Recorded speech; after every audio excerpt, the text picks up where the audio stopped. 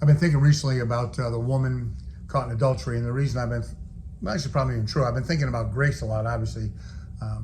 That's not a secret. But the issue people have with grace, and I've talked about it a lot and will continue to, is they believe that grace will encourage or enable or make someone feel like they can go sin. We've talked about that. And I was thinking this week, and it came to me, and we were driving, me and my wife Gina, and I said to her, this is it. The whole explanation is in the woman caught in adultery. Think about it. She's caught in adultery. We know the story. She's brought to Jesus. Interestingly, her partner, whoever she's with, wasn't, or at least we don't know that. But Jesus says, go ahead and stone her. To all the people who want to stone her, they brought her there. They want to beat her up. They want to stone her. Biblically, they want to beat her to death with rocks. Jesus says, go ahead, do that. But make sure whoever throws the first stone is without sin. And everybody dropped their rocks because everyone knew they were sinners. Interestingly, the Bible says it was the oldest first. They knew more of their sin to the youngest. But then this happens, and this is the explanation of grace is what enables you to live for Jesus, not try harder.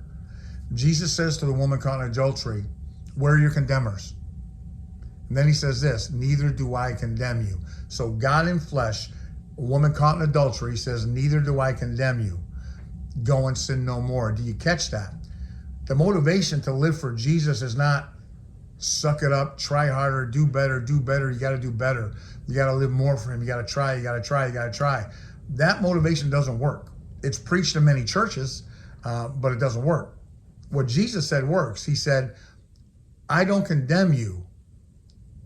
Now go sin no more. I don't condemn you. Go sin no more. In other words, because you're not condemned by me, and I don't condemn what you've done, I forgive you because I'm going to the cross for you.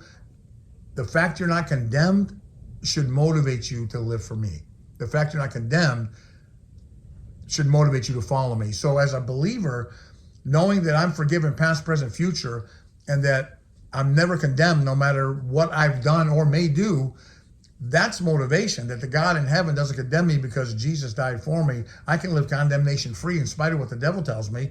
So not being condemned, that joy, that's the fuel to follow Jesus. Not, I got to do this because he did so much for me and I got to try harder, live better. You're going to suck at that because everyone does. If you can grab onto, you're never condemned because of God's grace, that will encourage you, enable you, motivate you not to sin. That's a straw man. It doesn't exist. Never been a person like that. But to live for Christ. You're not condemned because of Jesus. Now, go live the freedom and joy and enjoy life. And doing that, you'll want to follow Jesus. You're not condemned. Go and sin no more. Enjoy grace. Love him today. Have a great day.